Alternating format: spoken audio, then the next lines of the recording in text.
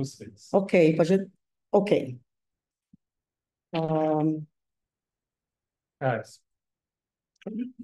tá gravando já. Boa tarde a todos e todas. É um prazer estar aqui com vocês, fisicamente, finalmente, aqui na UFBA, para apresentar para vocês a nossa mesa, período da tarde, sobre a tradução em perspectivas, né? Dentro da nossa jornada do PLIT, da segunda jornada do PLIT, que esse ano se intitula Trânsitos e Diálogos Brasil e Itália. Hoje, agora pela tarde, estamos aqui com três apresentações, né? Quer dizer, quatro, né? Tem alguém que está online, né? Acho, não, não, hoje não. Ok. E vamos começar, então. Só um minuto para eu ler, somente. Eu apresentar os colegas que estão aqui presentes. Então, vamos começar pela comunicação do colega Daniel Falkenbach Ribeiro, né? Ele é doutor em letras pela Universidade Federal do Paraná e atualmente é professor de língua e literatura latinas na Universidade Estadual do Sudoeste da Bahia. Não vou dizer assim, né? Na Universidade Federal da Bahia, entregar o nosso grupo de pesquisa em literatura italiana e tradução PLIT e o núcleo de antiguidade, literatura, performance e ensino, NALP, né? ALPE. Além disso, ele trabalha como tradutor e revisor. Então, vou passar a palavra ao nosso colega Daniel Ribeiro, vou dizer assim, que vai falar sobre o título da comunicação dele é Vértice Bárbaro, o exâmetro entre Brasil e Itália. Então, vou passar logo para você, porque essa é uma introdução importante, bem. obrigado. Só o microfone aí. Vou lá, Eu abro aqui. espera aí. Isso. Essa tecno... Não, gente, eu já acabei de sair do negócio do perfil aqui, tô indo loucura. Tá, vamos lá.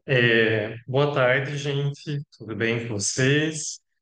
É, bem, já tive essa apresentação Sumida. muito resumida, mas muito gentil da Manu.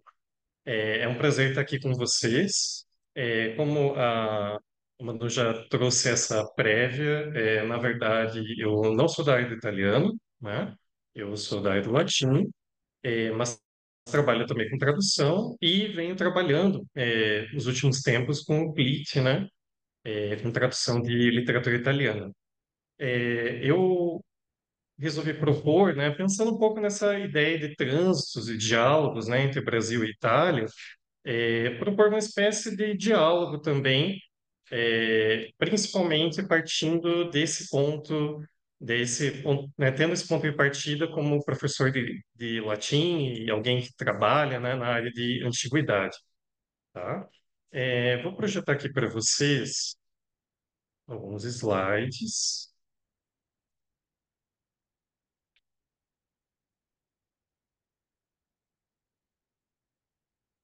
Ah,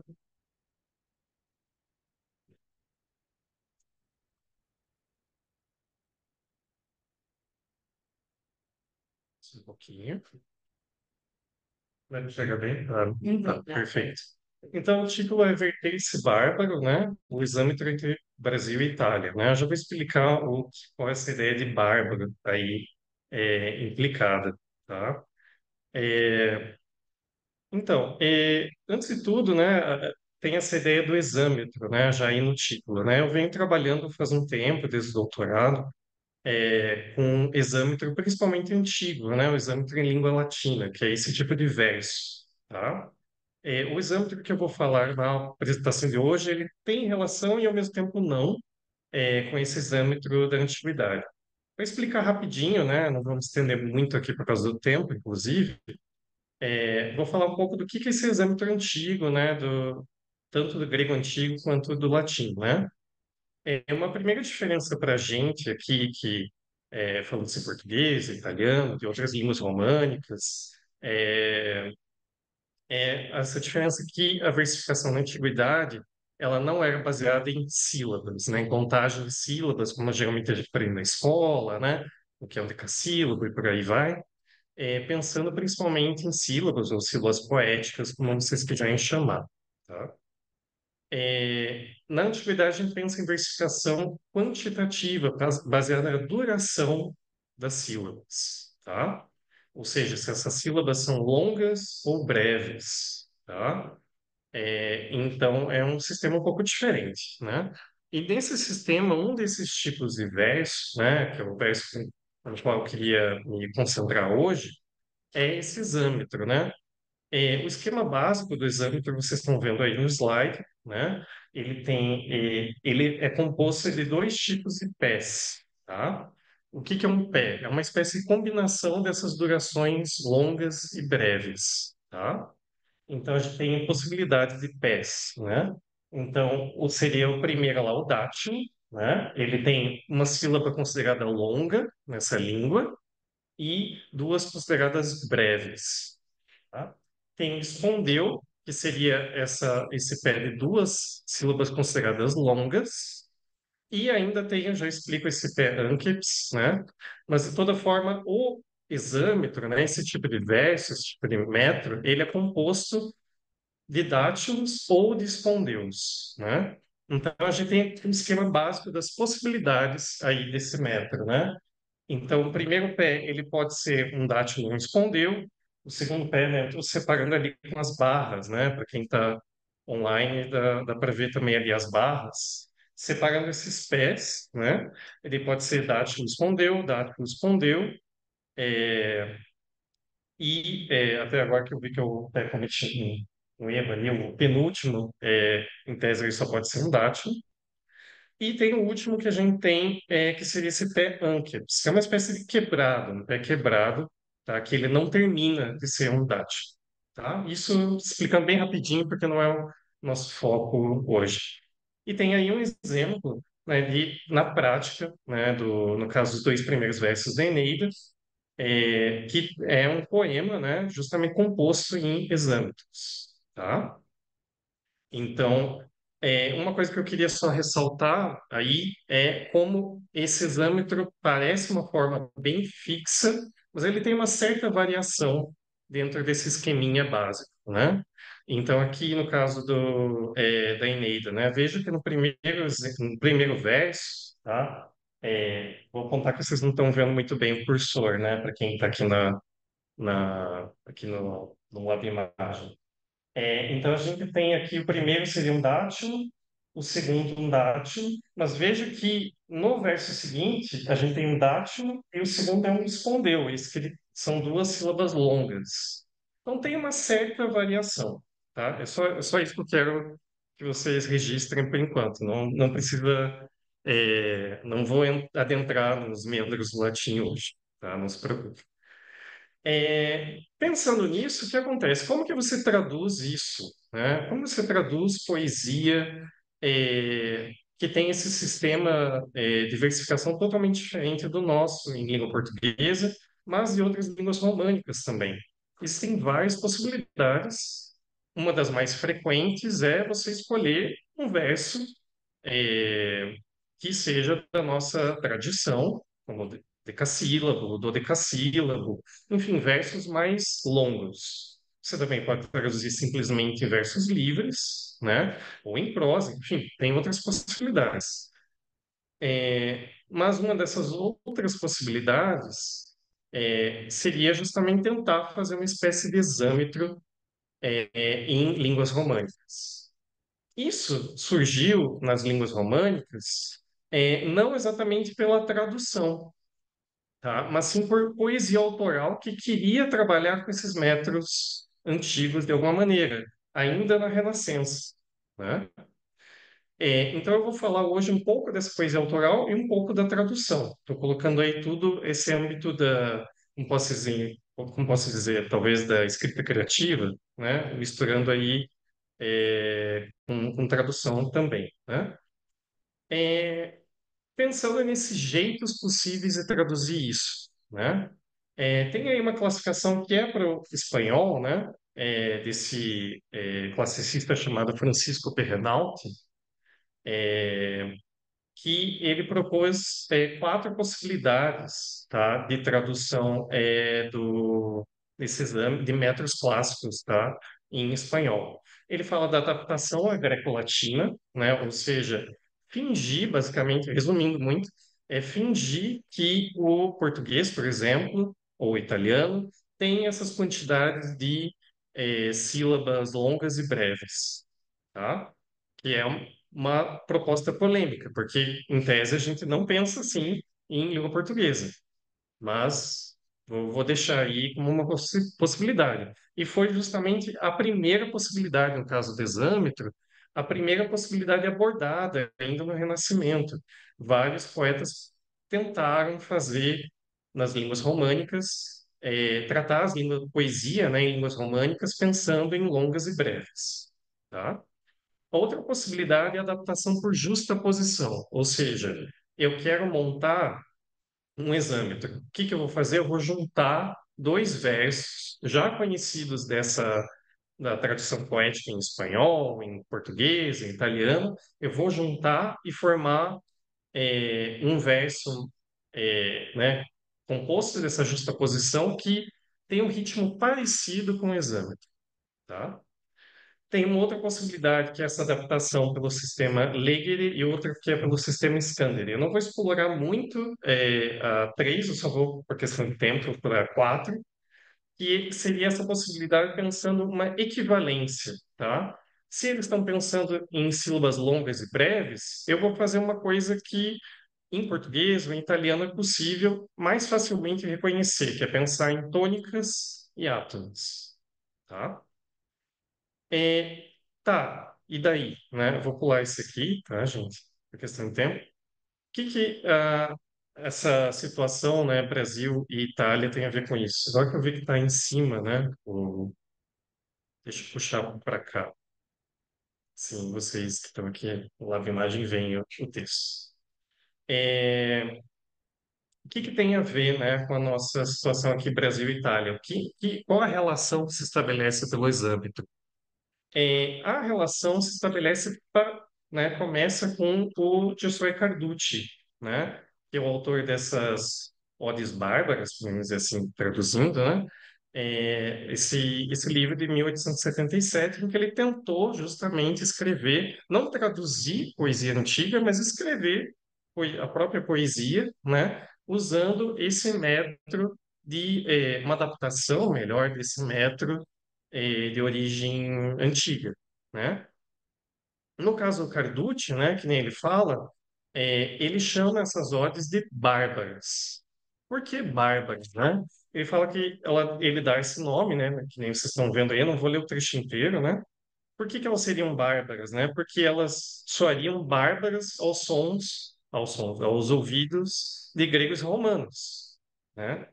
E é muito importante ele ter usado esse termo bárbaro, justamente porque no contexto antigo, né, essa ideia de bárbaro seria o estrangeiro, simplesmente, alguém que não fala a sua língua, né? No caso, um grego, por exemplo, quem falaria grego seria um bárbaro, tá? Então, não necessariamente fala uma outra língua, ele fala uma não língua, talvez, tá? Então, ele está disposto, né, o Carducci, quando coloca esse nome, dá esse título para o livro dele, ele está assumindo esse lugar de querer fazer uma coisa que seria uma espécie de não língua, né? Trazer esse método que seria uma língua, né, o que seria considerado uma língua de verdade, na antiguidade, e traz para uma coisa que poderia não ser considerada uma língua, tá? E ao mesmo tempo ela é bárbara porque justamente são métodos não facilmente reconhecíveis para os próprios italianos, tá? Não são métodos tradicionais. É, então, e ele se permite isso, né? Eu não vou ler de novo esse trecho inteiro, justamente que ele fala, tantos poetas ao longo da história se permitiram fazer, como posso dizer, transposições, talvez trazer de uma outra cultura uma forma métrica, né? Um tipo de verso, porque eu não posso também, né? E ele fala que se outros foram elogiados por isso, ele pode ser, no mínimo, perdoado, talvez por essa ousadia. É, então, como que ele compõe esses exâmetros dele, né, o Carducci? Tem aí um exemplo, é, agora que eu vi que eu coloquei que é os versos 1 ao 4, mas é só 1 e 2, né? Só os dois primeiros versos desse poema dos mais famosos do Carducci, né, em homenagem à Praça de São Petrônio. E ele compõe, né, até coloquei em colorido, né, justamente para montar esse exâmetro, né, esse verso mais longo, tá? Ele quer montar de alguma maneira algo que soe diferente da tradução, da tradição, perdão, poética italiana, mas ao mesmo tempo ele quer se utilizar, ele quer ficar nesse entre-lugar, podemos dizer assim, né? Então ele se utiliza de versos conhecidos da tradição italiana, né, o setenário, o novenário, mas ele junta, ele faz um verso novo a partir dos versos já conhecidos. E num ritmo, né, o que é ritmo é outra história. Eu estou usando aqui um senso mais comum, tá? É, um ritmo mais ou menos parecido, segundo ele, com o que seria esse exame, tá? É, e acontece, quando que surge essa conexão com o Brasil, né? Surge por um poeta que talvez ninguém aqui tenha ouvido falar. Se alguém ouviu falar até ou no Zoom ou aqui no Lab Imagem, me fale se vocês já conhecem. É, é o Carlos Magalhães de Azeredo, tá? Ele estava desde o começo, ele foi o membro mais jovem da Academia Brasileira de Letras, da Fundação, tá? E escreveu esse livro chamado Odes e Elegias, tá? De 1904. O importante, uma coisa já importante se destacar aqui, é que apesar do Azeredo ser brasileiro, essa obra foi publicada quando ele estava na Itália, quando ele trabalhava, ele chegou até a ser embaixador brasileiro no Vaticano, se não me engano. Ah, você conhece? Ah, Não. que você falou. Fez isso. É, Então, ele compôs essa obra tentando trazer, criar esse metro bárbaro, podemos dizer assim, né? Usando essa terminologia do Carducci, justamente porque ele entrou em contato com não só com Carducci, mas com outras pessoas que também, outros poetas que eu não trouxe aqui por questão de tempo, que seguiram essa proposta, né? Do Carducci. De novo, não vou ler inteiro, né, o texto aí que eu trouxe.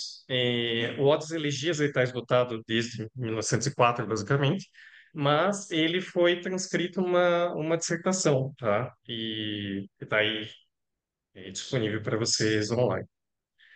E ele colocou uma espécie de nota explicativa, nota necessária, perdão, esse é um prefácio dele.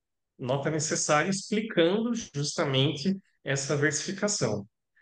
E ele fala, né, que há uma novidade de forma que exige breve explicação. É a introdução na poética portuguesa dos metros, aí tá a ortografia dele, tá? Dos chamados metros bárbaros. Esses, assim, se denominaram em oposição aos metros clássicos. Ou seja, assim como o Carducci, ele deixa claro que isso não é um metro clássico, né? Ele está criando uma coisa a partir do método clássico, mas e até o Azevedo coloca assim em oposição, né? Esses métodos clássicos, mas ao mesmo tempo eles não são os métodos, né, convencionais de língua portuguesa do período, tá? E são justamente estão colocando, né? Se criando aí com base nesses versos modernos que nem ele mesmo fala, uma espécie de paradoxo, né? Ele é moderno e não é ao mesmo tempo, ele está nesse meio do caminho. Além disso, né? Vou pular esse trecho porque são tempo também. Ele tenta fazer uma espécie de esquema parecido com o do Carducci, mas obviamente com versos é, mais convencionais da poética de língua portuguesa, né? Então, as possibilidades dele, né? Aí tem um poema chamado Hino de Amor, tá? Que, deixando aqui já a minha opinião, eu gosto do Carducci como poeta, o Azeredo eu acho mais ou menos, tá? Mas tudo bem. E ele tem esse poema chamado Hino de Amor, e é composto, né, justamente em dísticos elegia. Tá? O que que seria um dístico elegíaco na tradição antiga? Seria justamente um exâmetro e um outro tipo de metro, que é o pentâmetro, tá? Por questão de tempo, né, eu só vou me focar aqui nas possibilidades do exâmetro, tá? Veja que como que ele compõe esse exâmetro, juntando dois versos, né? Hexassílabo, sílabo, né? E no caso do pentâmetro, não, ele só coloca um decassílabo e esse aí mesmo, tá? Mas ele junta, né? De novo, trabalha com versos modernos, mas tentando criar uma espécie de versão própria desses métodos antigos, né? Ele se situa também nesse meio do caminho. O que acontece? Qual que é a diferença? Isso, né? Só voltando lá na classificação do Perrenalt, né? Isso seria por adaptação por justaposição. E na tradição brasileira surge justamente desse contato do Azeredo com a poética italiana do período.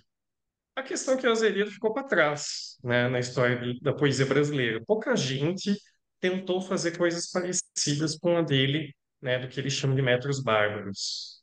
E depois, né, no histórico, né, ao longo da história da tradução no Brasil, o que se explorou mais foi aquele quarto tipo, que é o do sistema Scandery, ou seja, tentar pensar essas sílabas longas da poética antiga como tônicas, né, uma coisa mais reconhecível para a gente na língua portuguesa, por exemplo.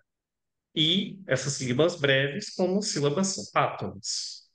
Quem começa a trabalhar com isso, né, principalmente no contexto brasileiro, é o Carlos Alberto Nunes, tradutor de Homero, de Virgílio.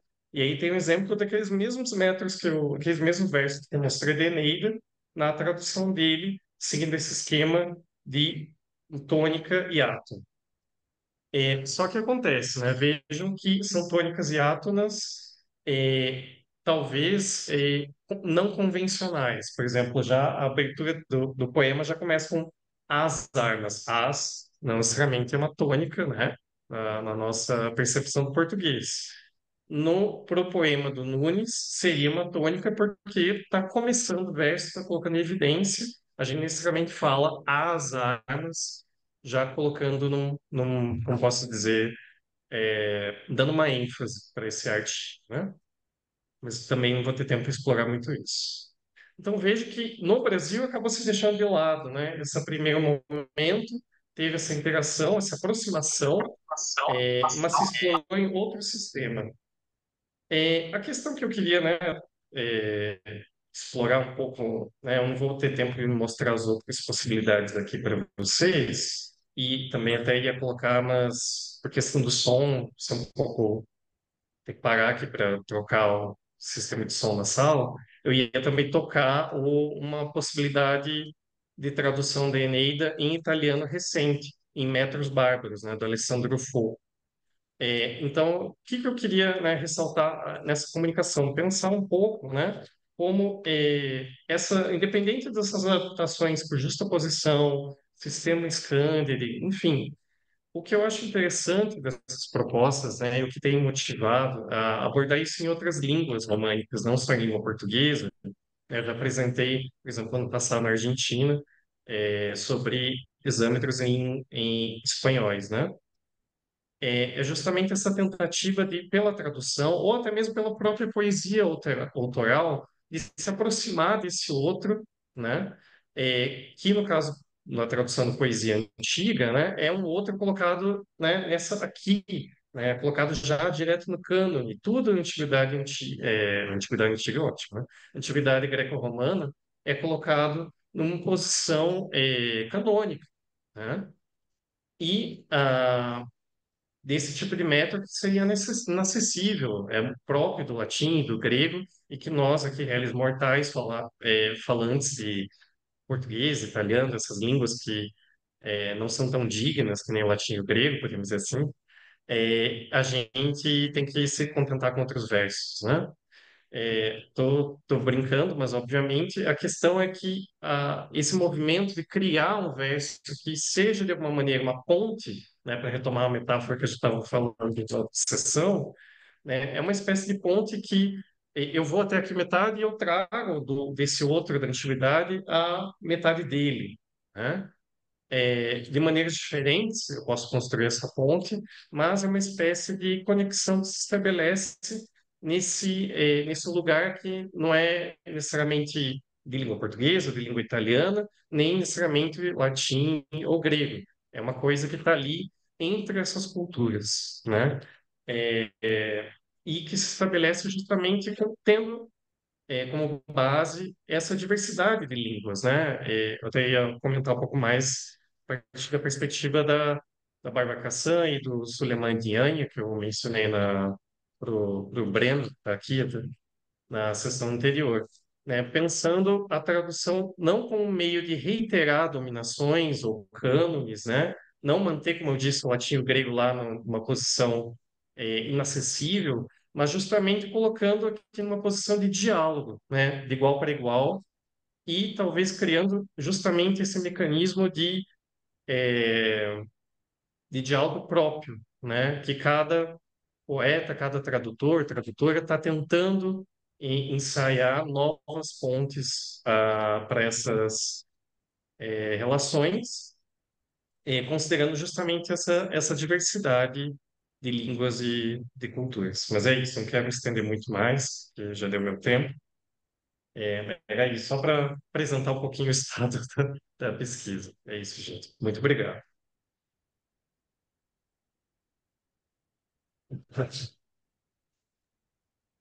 Deixa eu abrir Deixa aqui. eu só fechar. Obrigada. E, Daniel, depois a gente vai abrir para as perguntas no final, né? Vai ter um pequeno debate. E gostaria de agradecer, porque você fez uma ponte maravilhosa com a nossa introdução aqui hoje de manhã, com as falas dos colegas, com a questão da ponte, né? Do tradutor ser essa ponte não só entre dois mundos, né? Entre culturas, né? Entre períodos também, né? A gente continue eh, nessa linha, né, de levar a tradução, né, em diferentes épocas, como a gente viu hoje aqui pela manhã. Então, para eu não tomar muito tempo, acho que agora vamos para a segunda apresentação. Tá? Bom, Eu acho que é melhor, melhor né? para ele aparecer Para ele melhor na aparecer. câmera, né? Então, eu vou apresentar agora o colega Daniel Foneso. O Daniel Faneso é mestre e doutorando em literatura e cultura pela Universidade Federal da Bahia, com projetos do TCC da dissertação de mestrado, traduziu para o português, respectivamente, as comédias Madrolha, Madrágola, de Maquiavel, e da língua sarda, Ziu Padori. Antecipadori. O sardo non mi esce ancora, lasciamo così, mezzo italiano, mezzo genovese, diciamo, va bene, scusatemi. De Efísio Vicenzo Melis, enquanto teu projeto de pesquisa de doutorado em andamento contempla a tradução do sardo para o português do romance O Canto Bidanò. Cantu Bilonova. Si impara sempre, si impara, no? Devo fare un corso di sardo, perché è una lingua meravigliosa. A gente sabe que o sardo é uma língua muito estudada também na academia na Itália, enfim, tem toda a sua, né, todo particular, né, tem todo esse modo particular, né. Enfim, no âmbito da tradução poética, traduziu para o italiano a coletânea Paisagens Interiores de Décio Torres Cruz, a ser lançada em breve, parabéns, né, a coletânea Ardor e Ardências de Inaé Sodré. Suas pesquisas vertem sobre a tradução. Então, passo a palavra, desculpa pela pronúncia não perfeita do sardo. Obrigado, Noel. Boa tarde para todos.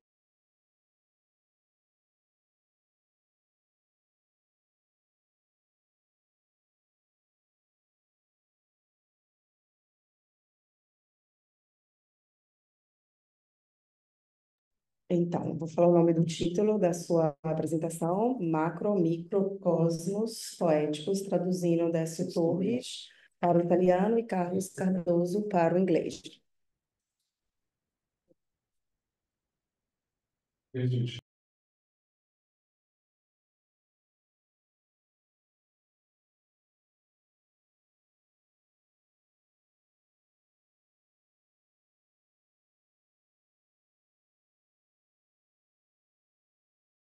A janelinha pequena, né, para não cobrir a apresentação. Com mudo teu?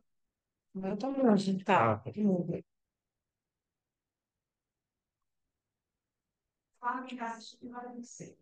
sempre foi. Então, o mais importante é que se veja a apresentação. Ok, então o título da apresentação é Macrocosmos, Microcosmos Poéticos, traduzindo Décio Torres para o italiano e Carlos Cardoso para o inglês. Aí vocês veem duas bandeiras aqui, né? A bandeira do Brasil e a de São Tomé e Príncipe, que são as nacionalidades dos dois poetas objetos desta apresentação. Então, nesta apresentação, eu vou relatar duas experiências pessoais de tradução poética, a do português para o italiano, de poemas de Décio Torres, e do português ao inglês, poemas de Carlos Cardoso.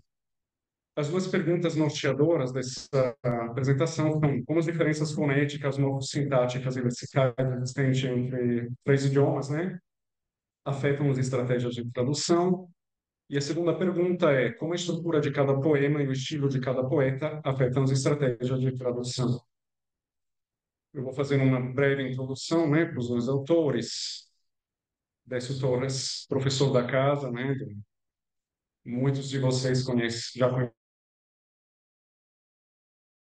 crítico literário, professor, escritor brasileiro, imortal da Academia de Letras da Bahia, né, cadeira 19, doutor em letras e literatura comparada pela State University of New York, ex-bolsista da Fulbright. Então, Décio tem um currículo, digamos, muito extenso que eu vou tentar abreviar. Mestre em Teoria da Literatura, especialista em tradução, bacharel em Letras em língua estrangeira. E agora eu vou dar só dois dados sobre Décio, né? As pesquisas pós-doutoral dele foi sobre a adaptação de Shakespeare para o cinema. Então vocês veem que ele transita também não apenas no âmbito da tradução interlingual, mas também da tradução intersemiótica. Décio fala vários idiomas, né? A título de curiosidade, eu coloquei isso também porque estamos falando justamente de trânsitos entre idiomas. Não vou citar todas as obras de Décio que estão aqui, né? Apenas me limitarei a falar sobre duas coletâneas poéticas, a Poesia da Matemática e Paisagens Interiores, né, de recente publicação, e a coletânea de contos Histórias Roubadas. Brevemente também, Paisagem do Interior está dividido em duas partes, né? Paisagens diurnas e noturnas. E desse veio um título também de música clássica, né? A subdivisão da segunda parte entre prelúdio, intermezzo e finale. E os poemas são de vários teores, como vocês veem, líricos, narrativos, etc. A quantidade de sílabas nos versos é livre, as rimas são mais ou menos presentes e regulares.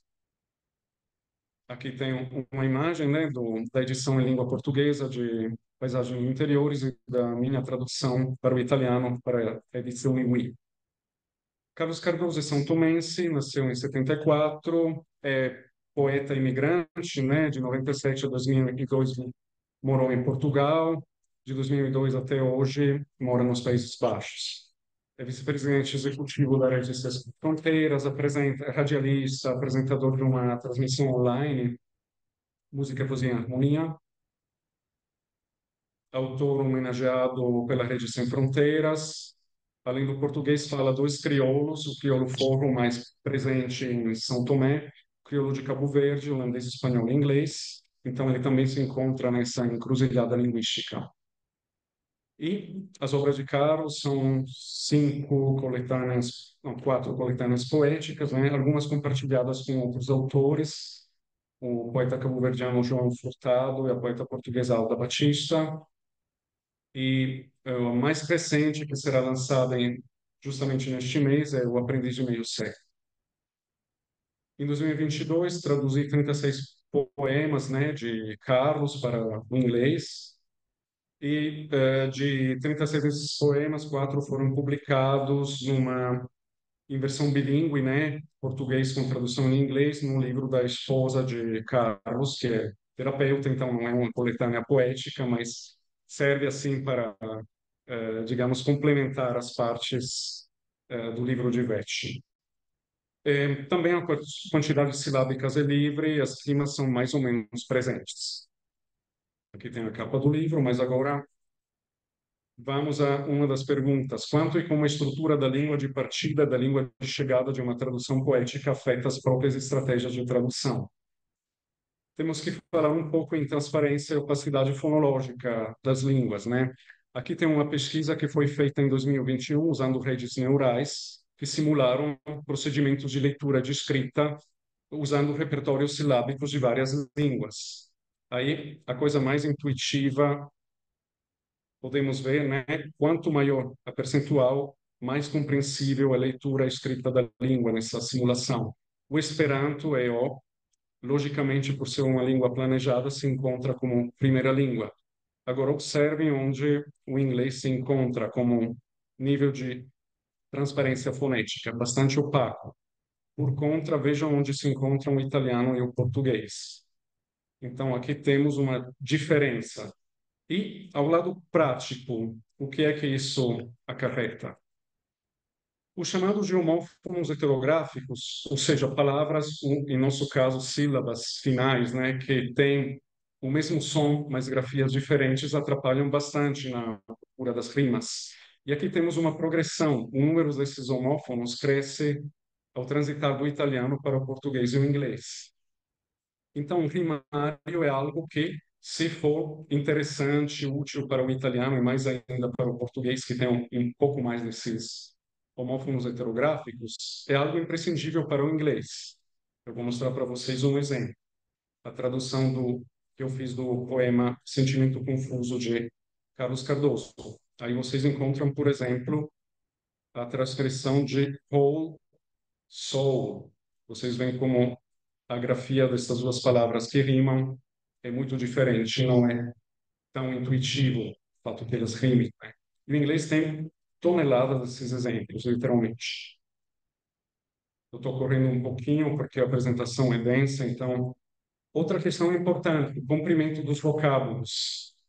Então, aqui temos uma frequência que foi estimada a partir de Cochrane, né, por Smith, em 2012, e aqui foi utilizado o número de letras das palavras. Seria melhor se tivesse o número de sílabas, porque seria mais clara a distinção. Por exemplo, essa é a razão pela qual a curva do inglês se achata, porque o inglês às vezes tem o mesmo número de letras para palavras monossilábicas e bissilábicas. O mais importante é observar onde se encontram o italiano e o português aqui. Vocês veem que a distribuição do italiano e do português tem um pique entre 9 e 10 letras, né? O que isso significa? Palavras mais extensas, silabicamente falando também. Então, aqui, para o italiano e o português, essa curva aproxima bem a questão silábica. Como isso afeta a tradução poética? Passando do português para o inglês, a tendência é de que o verso se abrevie. Então, temos a possibilidade de efetuar acréscimos, que para manter as rimas, muitas vezes é algo fundamental. Pelo contrário, passando do português para o inglês, a tendência é que os versos possam tornar-se mais longos. Às vezes não muito, apenas de uma sílaba, mas isso pode atrapalhar o processo. E aí temos a questão, né, que se encontra na poesia tradicional e na canção italiana, de às vezes omitirmos. Eu acho que não está compartilhando na sala, por isso que eu não queria parar você, mas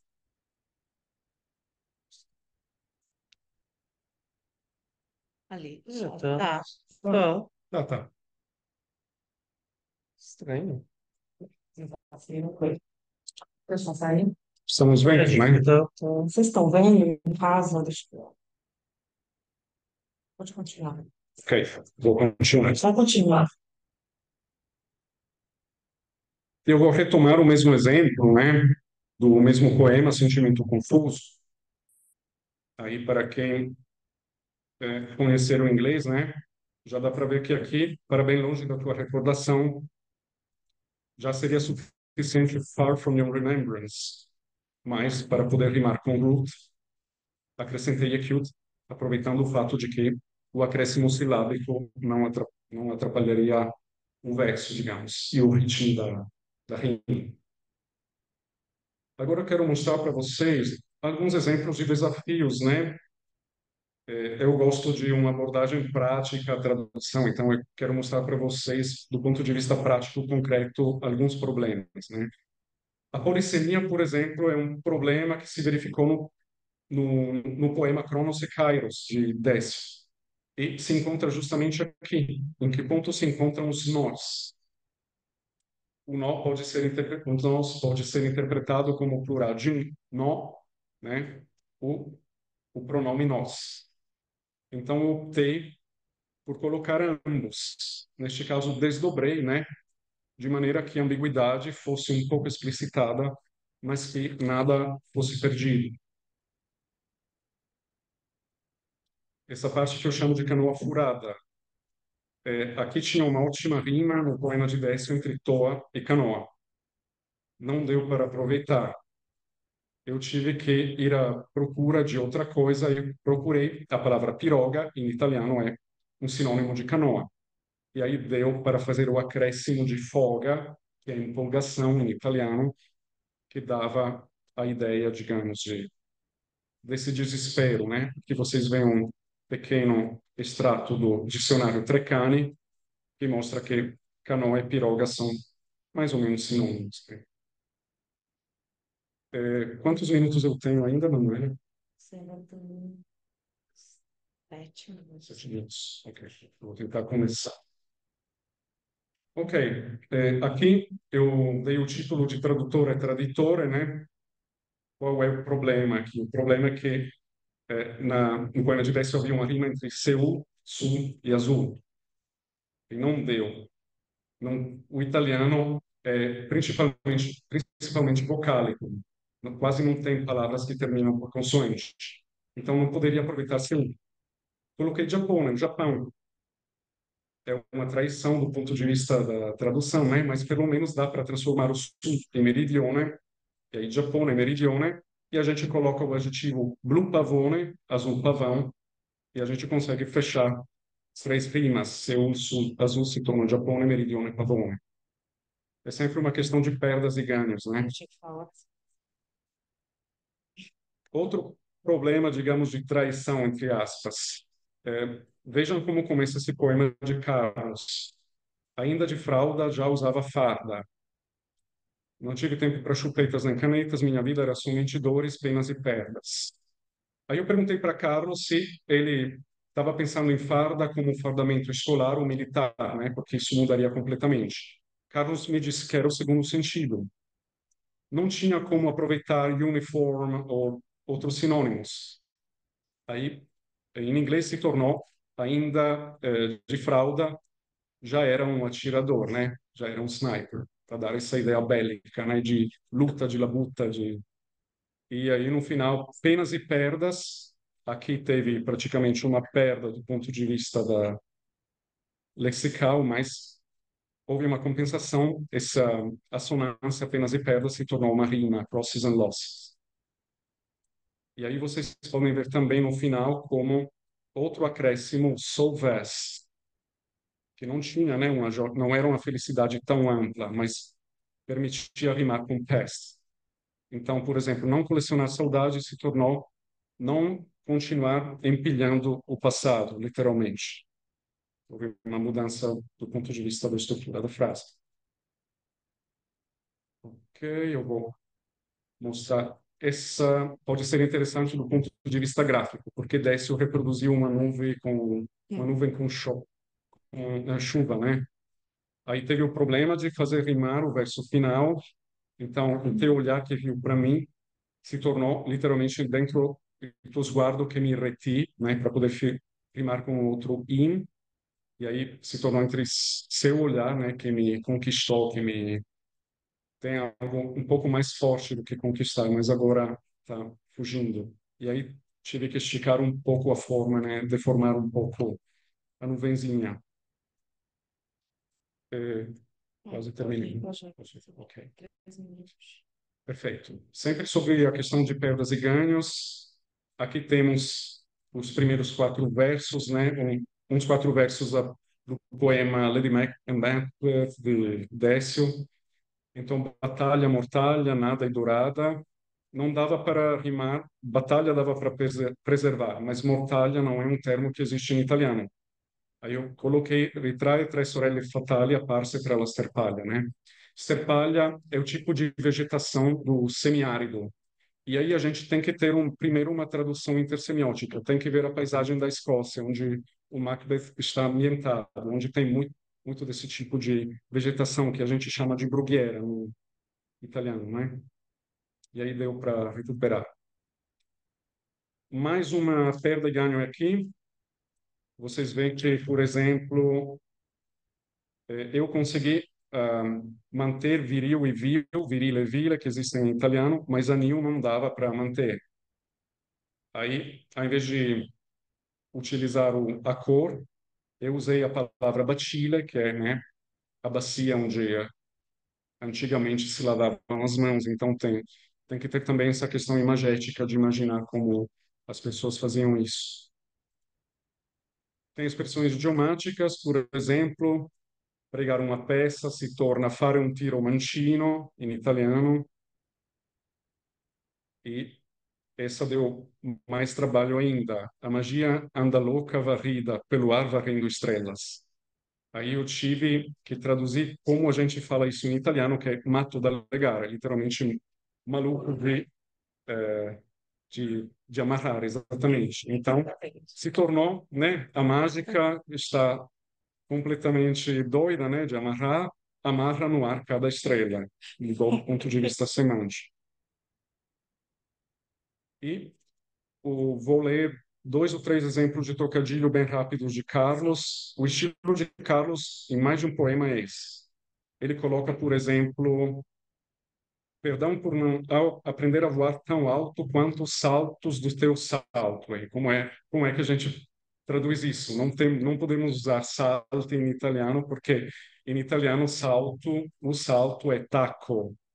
Em inglês também, né? Não pode usar um termo assim. Aí aproveitei que o sapato de salto é chamado de high heels.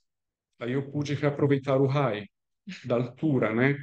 E aí o high rimava com fly e a rima era preservada. Aqui tem mais uma. Amamos sem que nem porquê. Amamos e pronto, não prontos para o sofrimento. Então, o pronto usado 2 vezes, eu consegui com o all. We love that's all, not ready at all to suffer. Aí deu para aproveitar a repetição de uma palavra. E o último, de Carlos, né? Descobri que temos tudo para dar certo, basta fazer o certo para ter tudo neste mundo. E também a questão era como usar o right e o everything. Aí deu, né? I found out that we have everything to work out right. We just have to do what's right to get everything in this world. Aí deu para colocar o right como Carlos tinha colocado o certo. E pronto, eu acho que já passamos do limite. É 1 minutinho ainda. Deixa eu escolher então algo que. Ah, essa pode ser interessante porque foi outra coisa que deu bastante trabalho. Uma rima interna que Carlos tinha colocado. Tu és amiga, também esposa, és raposa que não repousa. Aí, como eu fiz isso? Eu tive que abrir mão da rima aqui, colocar uma assonância, eu tive que recorrer ao léxico do inglês, né? Do inglês escocês, que usa less como moça, como sinônimo de girl. Aí vejam que o less não é o mesmo do less. São 2 fonemas diferentes.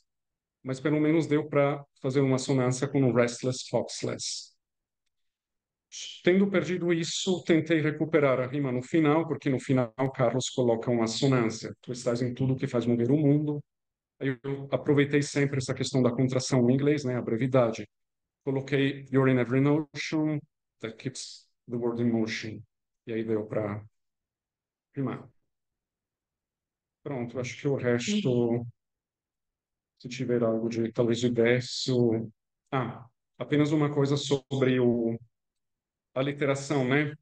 Aqui tinha um desafio de reproduzir pelo corredor, estatíamos tentando tocar nosso futuro. Daí isso deu a ideia, né, da pessoa que não enxerga e apalpa. Aqui era uma brincadeira infantil, um texto. Aí, tra i corridoi a tentoni tentando di toccare il futuro, né? Aí foi mais a isso. Isso. O tatear em italiano não tem, mas tem andare a tentoni. Aproveitei, não era necessário usar o andare, coloquei apenas o a tentoni. Ok, eu vou mostrar para vocês apenas a bibliografia. Essas são as referências. E pronto. Obrigado.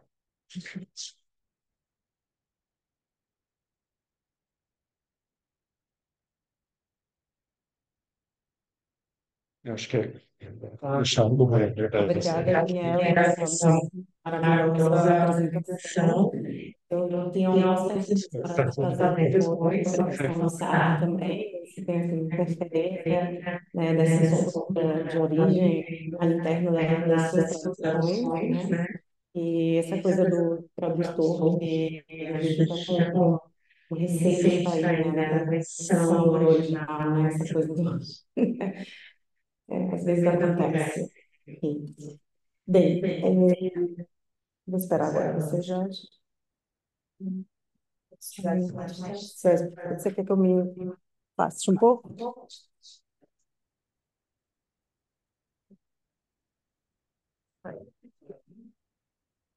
Consegue?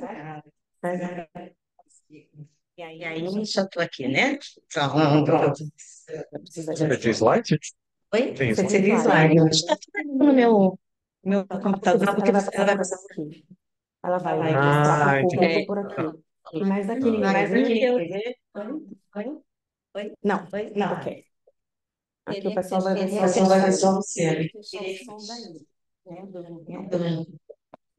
Não, está fechando, Deus. Fechar Não, está aberto os dois. É, fechar o dali, que eu tenho que falar aqui agora. No caso, eu abro aqui, né, Érica? Vou apresentar Ela vai apresentar por aqui, pelo computador dela, e vai aparecer só lá.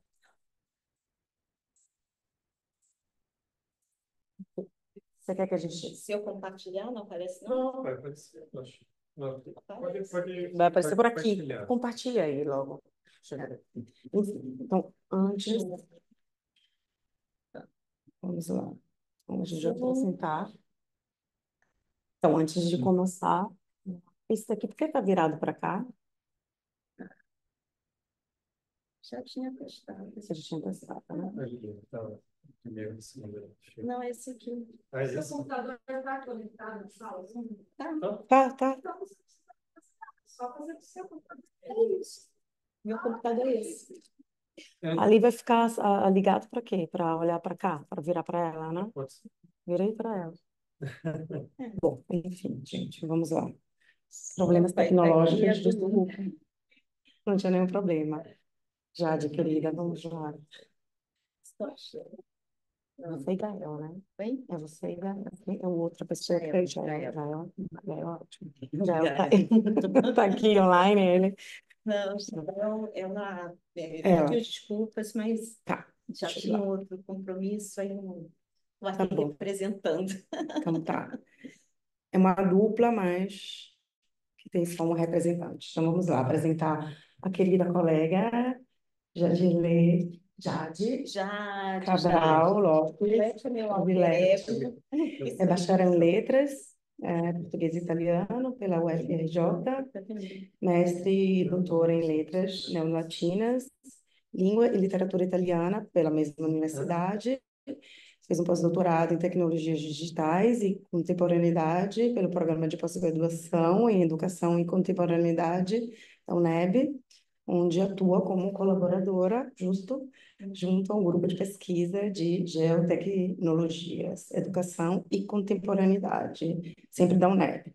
Ela é pesquisadora do PIT, do nosso grupo, de pesquisa em literatura italiana e tradução, desenvolve interno desse nosso grupo, tradução interlingual de textos literários infanto-juvenis, do italiano para o português, trabalho que fazem juntas, não? Sim. É também vice-líder do grupo de pesquisa, um PLA, um PK, né, da CNPq UFBA, onde ocupa também, além da tradução interlingual, da tradução intersemiótica de textos literários infanto-juvenis em línguas alemã e italiana. Atualmente é professora titular de língua e literatura italiana na UFBA. A sua formação em língua e literatura italiana tem ênfase em contemporaneidade, semiótica, tradução, metodologias de ensino e aprendizagem de línguas estrangeiras, como tecnologias digitais e elaboração de materiais didáticos digitais. Bom, é um currículo vasto, né? Que é o resumo do resumo, né? Como eu resumi os outros, né? Temos que resumir aqui também. É, Jael Glauce da Fonseca, consigo ler direito, possui graduação, né, na Universidade da Alemanha, que eu não vou conseguir ler esse nome em alemão, da Bonn, de 1990, em 1991, graduação em fisioterapia pela Universidade Federal de Minas Gerais, mestrado na mesma Universidade da Alemanha, em Bonn, e doutorado em letras e línguas de literatura alemã pela Universidade de São Paulo, UFA. Atualmente é titular professora da área de alemão do Instituto de Letras da Universidade Federal da Bahia, daqui, e líder do grupo de pesquisa um PK, sempre da CNPq UFBA, onde, nesse grupo de pesquisa, atua traduzindo obras literárias infanto-juvenis do alemão para o português, né, português brasileiro, assim como tradução de adaptação de textos, né, em diferentes modalidades, peças audiofônicas, roteirização, etc. Tem experiência também na área de letras, com ênfase em línguas estrangeiras e modernas, atuando principalmente nos seguintes temas: ensino e aprendizagem da língua alemã e a sua cultura linguística aplicada no ensino e aprendizagem de línguas estrangeiras, tradução interlingual, intersemiótica, língua e literatura alemã e acessibilidade. Bem, consegui enxergar tudo. Então, o título da apresentação das duas colegas é do verbal ao sonoro, possibilidade de tradução intersemiótica.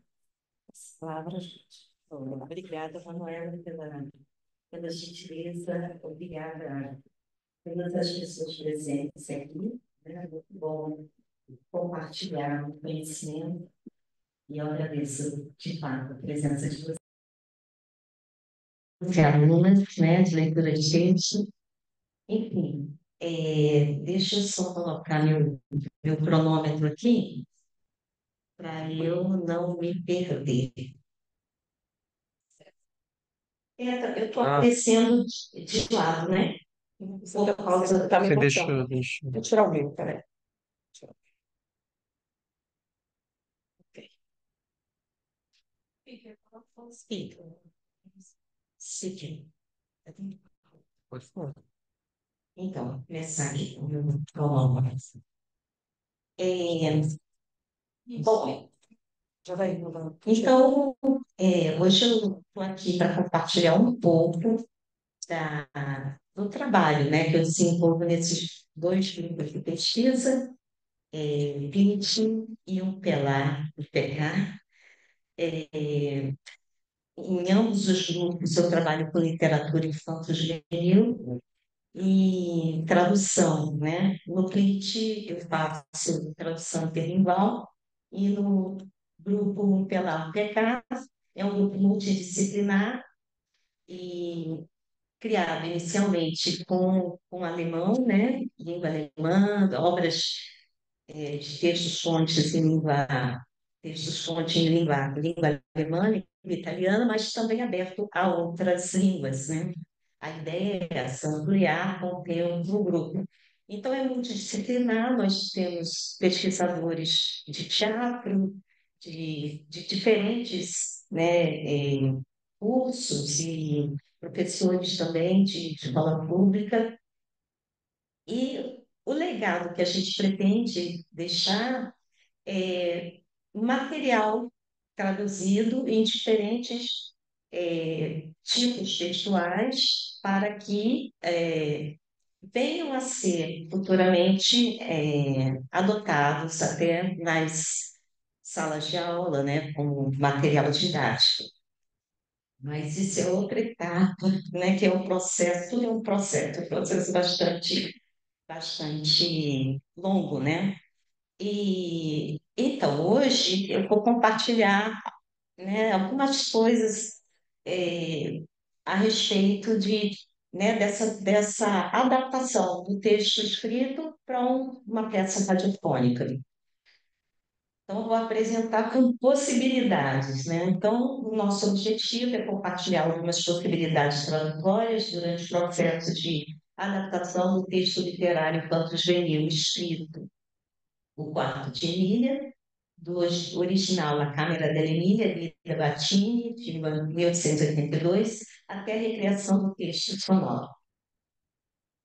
O aporte teórico, nós partimos do modelo funcionalista de Cristiano Norris, de estudos da tradução semiótica, né, Linda Hutchinson, basicamente, e teoria da adaptação, né, conforme a Amorim. Não, a teoria da adaptação, basicamente, Linda Hutchinson, né, que é citada por Amorim, o trabalho no artigo que ele escreveu. E estudos da tradução intersemiótica, a gente trabalha com essa Rafaela, né, os diferentes tipos de leitores, né, ao longo das eras e na contemporaneidade. Greimar também, enfim, por isso eu não citei aqui um autor específico. Metodologia, então a gente trabalha no grupo Plit, a gente faz a tradução do, do italiano para o português, inclusive a tradução eu e a Manuela aqui fizemos, né? E no grupo Plit, a gente, no Umpelar, PK, a gente pega esse texto traduzido e faz a adaptação para essa tradução. Então, os resultados são almejados, já coloquei para vocês, elaborar e disponibilizar ao público, leitor, público-alvo, diferentes modos textuais traduzidos a partir de texto literário infanto-juvenil em língua alemã ou italiana, respeitando as funcionalidades discursivas dos dias atuais, ou seja, o contexto, né? O contexto atual. Então, esse texto ele é tirado, extraído, da Câmara de Emília, que é o texto de hoje, ele é extraído do, de- do livro Memória e Racconti, não? Lezioni e Racconti. Mas Ida Battini, quem é Ida Battini? Ela é uma escritora, né? Pedagoga, escritora e jornalista, né? Então, nasceu em 1850, morreu em 1911, e naquela época um mundo dominado, né? Um mundo literário dominado pela presença masculina, né? Sobre isso já foi falado hoje de manhã, né? Mas ela se tornou muito famosa, ela rompeu esse cânone, né? Porque ela, ela escreveu a partir da visão de uma criança, baseando principalmente nas suas próprias experiências em sala de aula, né? Os textos dela têm um cunho fortemente educativo, né? Moralístico, não sei se diz. Pode, né? Assim, então ela conta a história a partir, né, narra esse universo infantil a partir de uma visão, de uma perspectiva de criança e não de um adulto, né? Então, e sempre com esse viés para educar, para instruir, para criar bons valores, porque era o foco dominante, né, daquela época. Bom, enfim, eu queria então mostrar para vocês, eu acho que eu teria de compartilhar isso aqui para compartilhar o texto, né? Não, já está tudo em PDF, aí eu tenho que descompartilhar. Aqui, esse é o texto original. É um texto bem pequeno. Eu poderia pedir ao Daniel para ler, por favor?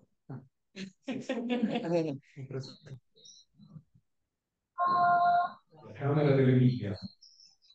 La bambina non stava nei panni dalla contentezza. Come diceva fra sé, io avrò una camera tutta mia dove potrò lavorare, studiare, fare i balocchi, senza che nessuno venga a disturbarmi. Come la terrò bene la mia camerina? Già la mamma me la dà questi fatti. Appena levata, disfarò il mio letto, metterò le lenzuola e le coperte sulla finestra, affinché prendano aria gli strisciolini. Se la finestra avesse sulla strada, non sarebbe bene, ma siccome sul giardino non c'è alcun inconveniente a scuotermi la roba. Mentre il letto è rialzato, sbatterò per bene la pedana, annaffierò e porterò fuori di camera affinché la donna mi ripulisca i miei stivaletti e il lume. Quando il pavimento della camera sarà uscito, spazzerò dopo aver smosso le intese, tutte le seggiole, i banchetti e le altre bricche che mi darebbero noia. Dopo rifarò il letto, badando che le materasse non facciano gobbi, che le lenzuoli siano ben stesi e che la coperta non ciondoli né di qua né di là. Poi sfoderò servendomi, come mi ha suggerito la mamma, un cencio leggermente umido, così eviterò di fare del polverone ingoiato. Voglio che la mia camerina sia sempre viva. Lodo le tue buone disposizioni, Emilia, disse la mamma.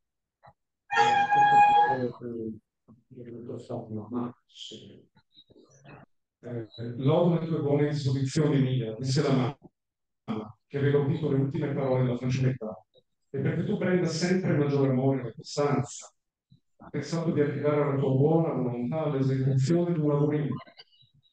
Non metterti in pensiero, le lenzuola e le tende le cucirò io. Tu penserai solamente alle federe, sono più facili ad eseguirsi.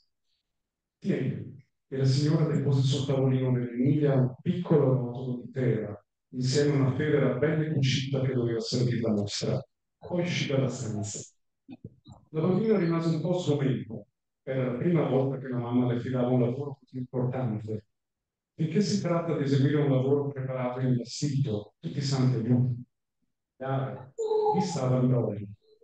L'Emilia svoltò lentamente il rotolo e con sua grande sorpresa le cadde ai piedi un fogliottino scritto. Lo raccattò con premura e lesse: regole per fare una federa. Oh, sono a cavallo, esclamò lieta la giovinetta. E la mamma è veramente un angelo. Ecco quel che c'era scritto nel foglio. Le federe sono molto più eleganti e precise quando sono chiuse con i bottoni piuttosto che con i nastri. Perciò, tagliandole, bisogna dare alla tela un quadrato alquanto prolungato. E quando si cuociono, occorre che una parte della federa sia almeno 2 dita più lunga dell'altra. Dalla parte più corta si fa un orlo destinato ai bottoni e dall'altra un secondo orlo assai largo per fare un biocchiere. Quest'ultimo orlo che va a cercare i bottoni rende la federa il suo perfetto quadrato. Gli occhiali bisogna farli attraverso l'orlo e non per il lungo, poiché senza ciò si aprirebbero continuamente. Ho io bisogno di dirvi, o bambine, che l'Emilia dopo poche ore presentò alla mamma una federa esattamente uguale a quella statale offerta. Grazie, grazie, grazie, Dani. Então, aqui vocês veem que o texto, ele tem essa intenção, né, de mostrar costumes, principalmente como as meninas eram educadas, né, naquele período, e bastante diferente do nosso hoje, né? Então, assim, agora que eu lembrei, todo esse processo ainda está em construção. Então, tem coisas que a gente precisa rever. Então, se houver alguma inconsistência, vocês não devem, né, muito a sério, porque a gente ainda está construindo, né? Aí, no caso, deixa eu ver, vamos compartilhar esse aqui agora. Ah, foi? Esse sim. Não, não, pode ser abrir. Já estava aberto. Agora tá bom. Esse, acho que esse aqui. Você abriu a janela, né? Você abriu a janela. Então, eu vou ter que. Qual é? Porque, inclusive, não é aqui.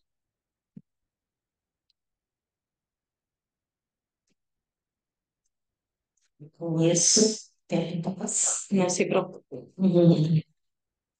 Porque eu achei que já não estivesse aberto. Eventos.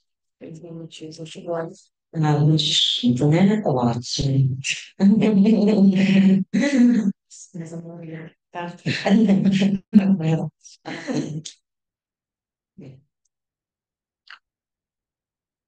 Então, aí, Agora sim. assim, Stop share, link share. de novo, né? Espero que esteja aberto. Vamos ver. Nossa, esse aqui. Muito bem. Então, conforme eu falei, ainda está em construção, então, o texto traduzido. A menina não se aguentava de tanta felicidade. Que maravilha, dizia para si mesma. Todo meu, onde poderia trabalhar, estudar, brincar de vizinhas, sem ser perturbada por ninguém. Aí, continuando, vou cuidar muito bem do meu pequeno quarto. Pois é, a mamãe o deu a mim com essa condição. Assim que eu levantar, vou desfazer a cama e colocar todos os lençóis e cobertas na janela para tomar um pouco de ar e de sol. Se a janela desse para a rua, isso não seria legal, mas como dá para nos fingir, não é inconveniente nenhum. Enquanto a cama estiver levantada, tirarei bem a poeira de todo o estrago, limparei o chão, colocarei minha luminária e botinhas para fora do quarto, para que a diarista as limpe de novo. Quando o piso estiver seco, limparei todas as cadeiras, os tamboretes, depois que eu estiver removido dos seus devidos lugares, claro, e outras migalhas irritantes. Depois disso, arrumarei a cama, cuidando para que os colchões não formem ondulações, os lençóis sejam bem esticados e que a coberta fique milimetricamente alinhada. A seguir, tirarei o pó com pano velho, como sugeriu a mamãe, levemente úmido. Desse modo, evitarei levantar muita poeira e acabar aspirando. Quero que o meu patinho esteja sempre limpo. Admiro a tua boa disposição, Miriam, disse sua mãe que ouvira as últimas palavras da pequenina. Para que você tenha sempre mais amor pelo seu quarto, pensei em confiar a sua boa vontade à execução de um pequeno trabalho. Não se preocupe. Os lençóis e as cortinas eu mesma costurarei. Você só vai ter de se preocupar com as fronhas, que são mais fáceis de se fazer. Tome. E a senhora colocou na mesinha da Emília um pequeno rolo de tecido, junto com uma fronha muito bem costurada que servira para o moço. Depois saiu do quarto. A menina ficou um pouco. Eita, eu tenho 5 minutos agora. Já passei por isso. Tá. Cadê, Deus santo? Pronto. Nada, vou ficar aqui. Quebra que dá certo pra você. Então,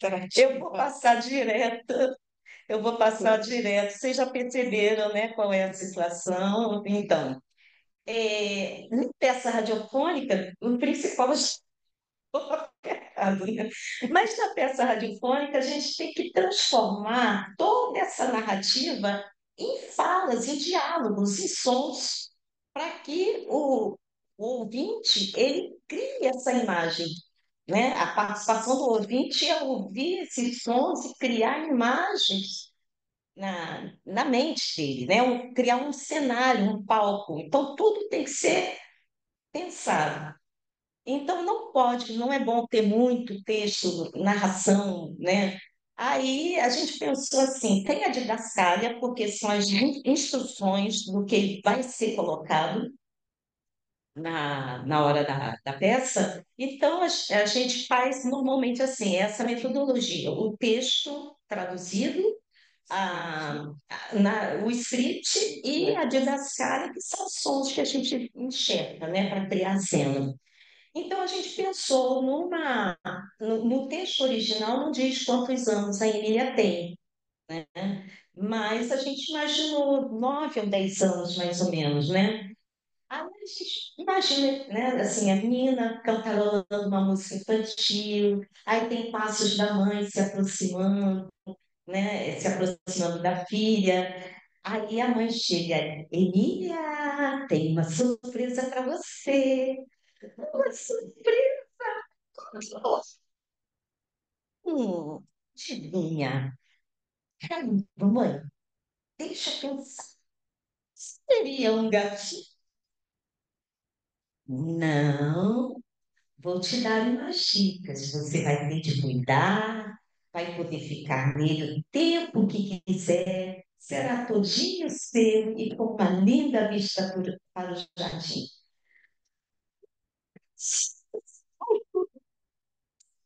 Meu! Aí aqui tem barulhos de alegria, né? A gente depois vai pensar isso, né? Emília pulando, batendo palmas, abraçando e beijando a mãe, mas assim, tem que aparecer tudo que só.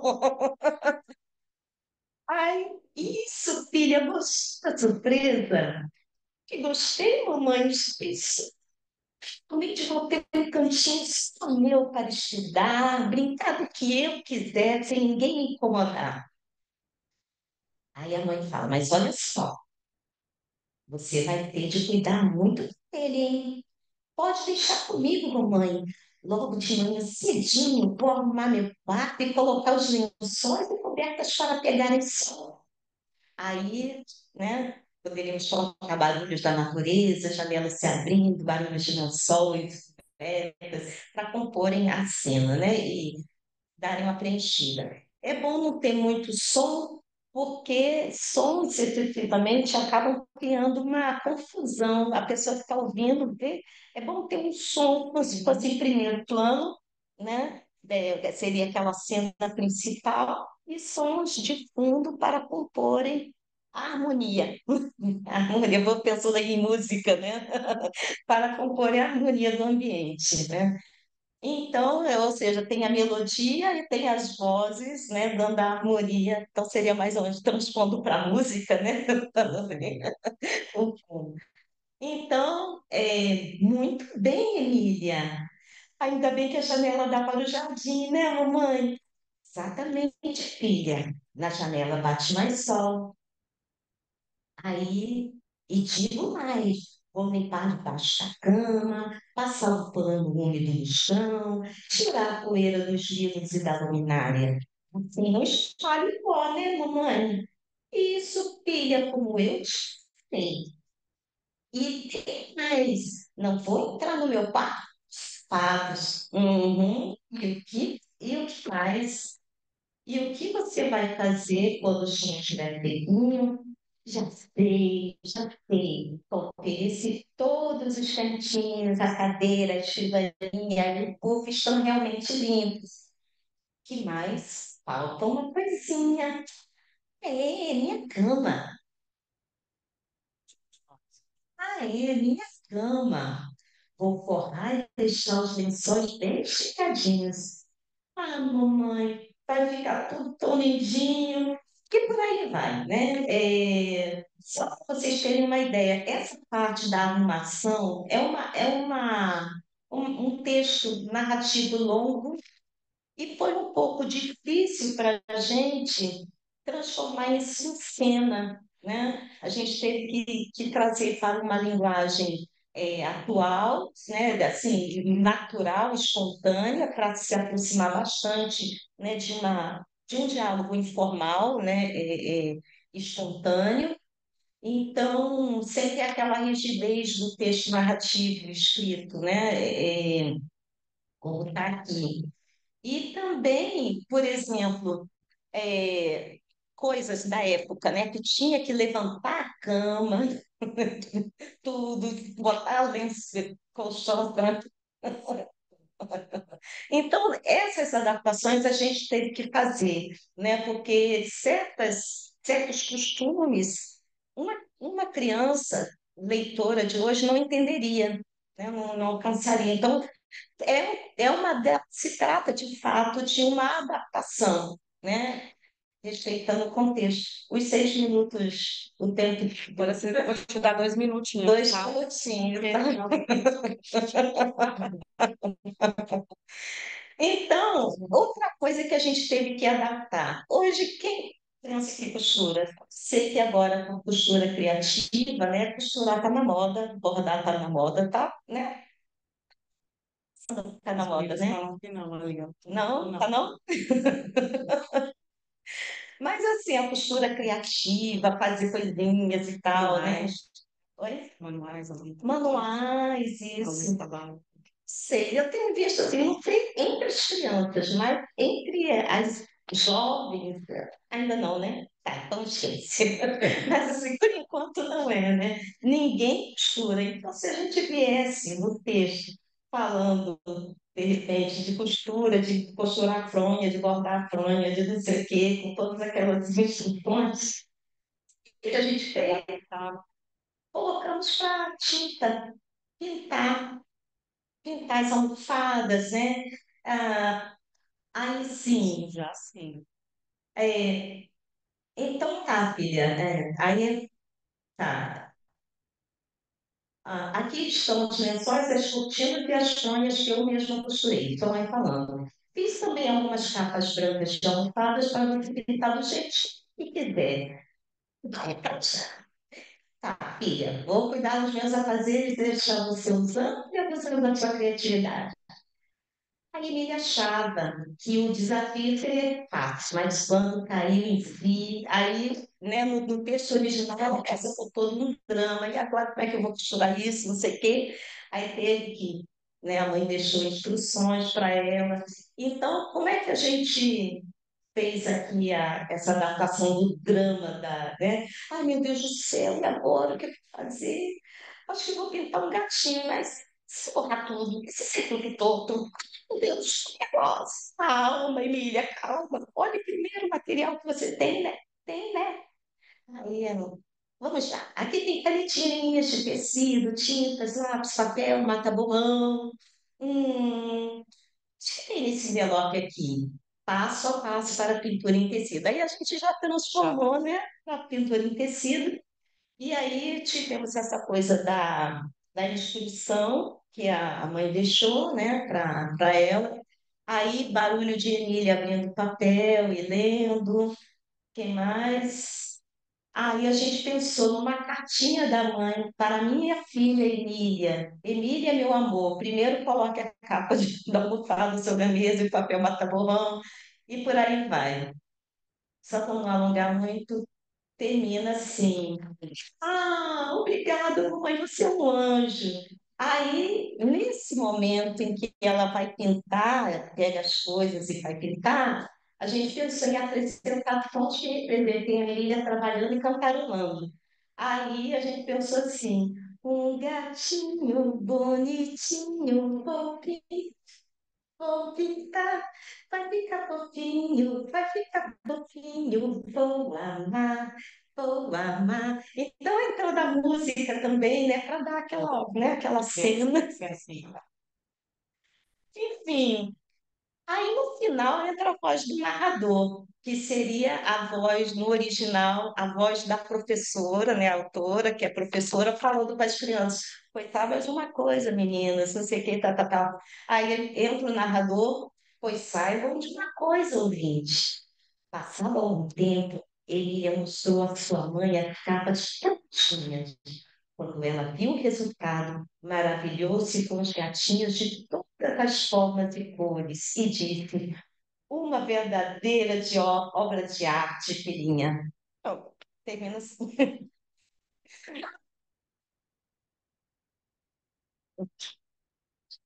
Aí, se quiser perguntar mais, não sei. Muito obrigada, Jade, por essa invenção do mundo infantil, né? Ah, eu Aquele gosto. bebê que nós adoramos, né? Eu me transformo na criança. Se transformamos em criança. E até porque você trouxe uma autora que muitos italianos não conhecem, Aida Battini, né? Tô, abri, Deixa eu vamos ver, né? compartilhar. Isso. né? E da Latine tem uma literatura muito vasta, é vasta, ampla, né? É, e traz questões também do mundo atual feminino, né? Era uma mulher que lutava por direitos, mas mesmo assim vocês encontram na literatura de Damascene alguns fragmentos da cultura patriarcal, né? E isso que a gente, né, debate, né? A gente um debate já sobre essas questões. Qual texto a gente escolher colocar, né, para ser traduzido para a atualidade, né? Sem também trair, né, a essência da escritura de Lamartine, da época. Enfim, gostaria de agradecer a todos a Daniel Ribeiro, Daniel Faneso e Jade Cacau, pela apresentação de vocês, e eu gostaria de abrir ao público, se vocês têm alguma pergunta para os nossos comunicadores. Eu tenho algumas, mas eu vou deixar primeiro livre, sem medo. Já vi que alguém já está com vergonha. Ninguém?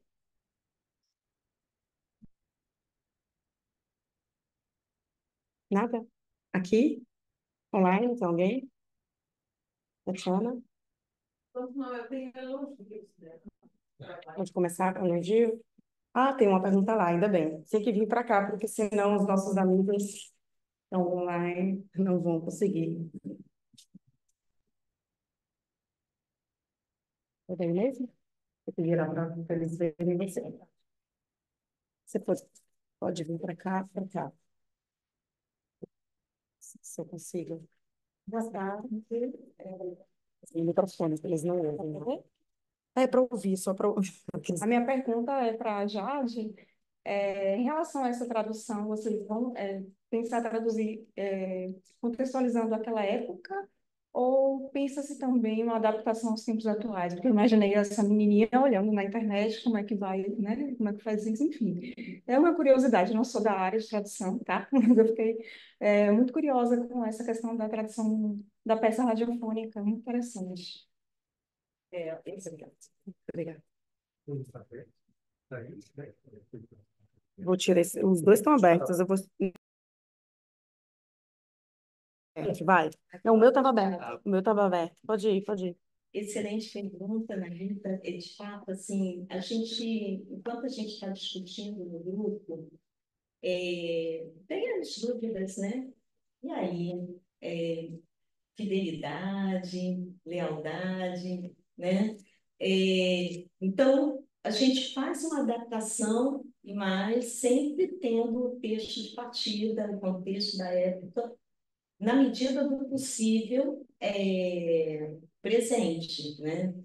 Agora, aquilo que deixa de ser funcional, aí pegando aí a Cristiane Nord, né? Aquilo que deixa de ser funcional no contexto atual, aí a gente faz uma adaptação, porque existe a recepção do leitor atual, entende? Então, a questão, por exemplo, da, da pintura, né? No texto original falava-se de costurar, fronha, né? Não lembro agora, talvez bordar. Bordar. Bordar, né? Então, mas aí, quem borda? O que seria mais interessante para uma criança nessa faixa etária? Seria pintar tecido, né? Então, essa adaptação a gente fez. Mas, por exemplo, quando na cena, né, na didascália, a gente pensou no início, né, da obra, da peça, a gente pensou em colocar alguma coisa da televisão ligada, num programa infantil, sei lá, Patati Patatá, né, a Turma da Xuxa. Não existe mais. Mas Você tem que se atualizar, não. Sim, eu estou citando assim, um exemplo assim, extremo, mas não, isso a gente não pode fazer, porque tem, né, o queixo de partida. Então, tem certas adaptações que a gente não pode fazer mesmo, né? Então, a gente fica nesse meio termo, porque na tradução a gente vai interpretar, Claro. a gente vai adaptar, considerando né, o leitor atual, considerando o contexto atual, né, principalmente visando essa recepção, né? Como funciona isso, né? O sucesso dessa recepção, né? O êxito, sei lá. Enfim, é isso. Não sei se eu respondi. Tem outra pergunta. Érica. Eu tenho que fazer o quê? Ah, tá, que maravilha. Desculpa, a gente está são coisas maravilhosas. Para melhorar para quem está assistindo, né? Eu, na verdade, queria colocar uma coisa para retomar a mesa da manhã, porque acho que foi a Tati que falou das traduções domesticantes, né? E aqui a gente lidou muito com a questão da adaptação, né? Seja Daniel, seja Jadson trabalhando. Eu gostaria que vocês comentassem um pouco como vocês veem isso dentro da perspectiva. Também, Daniel, Tolkien, falou um pouco de como, de uma certa forma, de uma língua para outra, de um tempo para o outro, a gente acaba tendo que adaptar, né, para o leitor contemporâneo, né? Então, assim, mesmo que a gente não queira perder o foco, perder de vista o texto original, como lidar com ele, às vezes, quando a gente faz trabalhos tão diferentes como a questão da literatura radiofônica, né, infantil, das pedras radiofônicas, né, a tradução em línguas tão diferentes, né, o inglês, o italiano, português, e também pensando a questão do tempo, né? Como isso, de uma certa forma, a gente precisa lidar mesmo as questões do contexto. Claro, a tradução cultural. Como vocês viram essas questões na tradução, como vocês pensaram isso a partir do trabalho de vocês? É isso. Obrigada. Então, em relação à pergunta sobre a questão de domesticação, eu vou recortar mais no que tange a questão da tradução poética, né?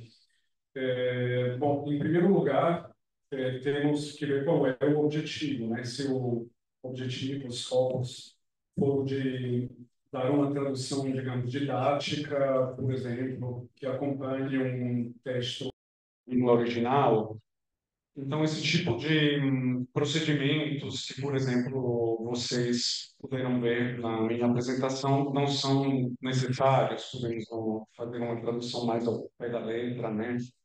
Mas se o objetivo for o de dar uma ideia de quais são as estruturas métricas, rimas, assonâncias, então eu sempre costumo fazer a comparação da tradução poética com o cobertor que não tem um tamanho suficiente a cobrir tudo, ou esticamos mais pela parte dos atos inferiores, né, ou pela parte da cabeça. Teremos uma perda em um desses casos. Então, por exemplo, para reproduzir a métrica, às vezes é necessário abrir mão de algumas questões lexicais ou semânticas, ou melhor, repensá-las. Temos que deslocar textos, colocá-los num álbum diferente, fazer acréscimos quando isso for possível. Eu acho que vocês puderam perceber que no caso do inglês isso é uma estratégia que pode ser usada muito mais facilmente do que passando do português para o italiano, onde a tendência do verbo, do verso seria, digamos, se tornar mais extenso. E tem essa questão, digamos. Então, eu penso sobre a questão métrica. A minha impressão é que quando tem uma tradução métrica, é necessário reconstruir as vestimentas da poesia. É como se a poesia ficasse completamente vestida, né? Temos que dar outra veste, outra roupagem, se a ideia for a de reconstruir a métrica, e não apenas a de dar uma tradução que acompanhe a versão original. Sobre outras questões de domesticação, né? Eu acho que podemos voltar sempre às questões que foram teorizadas por Venuti, Lorenz Venuti. Então, depende muito de quem são esses dois idiomas.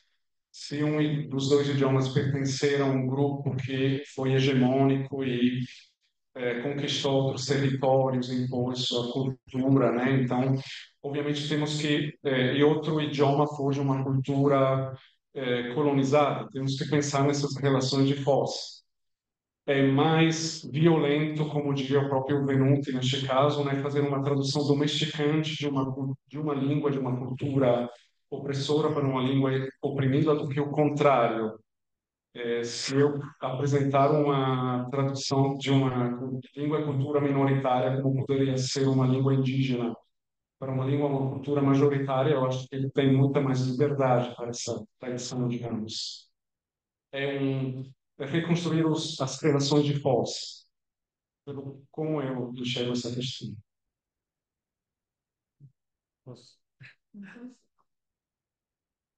É, eu penso de maneira parecida. Eu acho que essa questão da relação dos forças, né, como o Xará colocou, eu acho que realmente se dá pela tradução e não só entre lugares, mas entre tempos, né, que eu acho que também enfatizou.